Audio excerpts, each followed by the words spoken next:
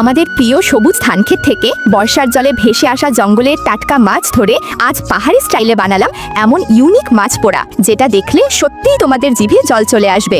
বর্ষার মৌসুমে আমাদের ধানক্ষেতে একেবারে বন্যার মতো অবস্থা তৈরি হয়েছে। হঠাৎ দেখি বড় বড় জঙ্গলের মাছগুলো সোজা আমার ফসলের ভেতর ঢুকে পড়েছে।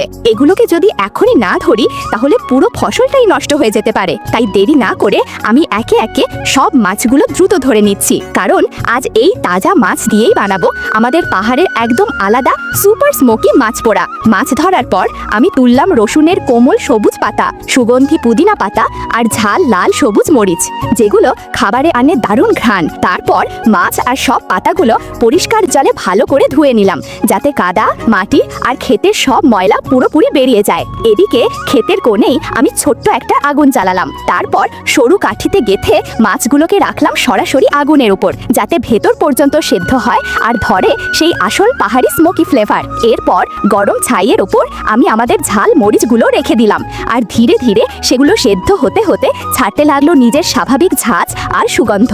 সবকিছু প্রস্তুত হলে ভাজা মরিচগুলোকে মাঝখান দিয়ে ফাটালাম, আর তার মধ্যে মেশালাম রসুন, পুদিনা, পেঁয়াজের গোড়া আর সামান্য সয়া সস। আর ব্যাস, তৈরি হয়ে গেল আমার গরম গরম দেশি মাছ পোড়া। তো বলো, তুমি কি আমার হাতে বানানো এই দারুণ পাহাড়ি মাছ পোড়া চেখে দেখতে চাইবে?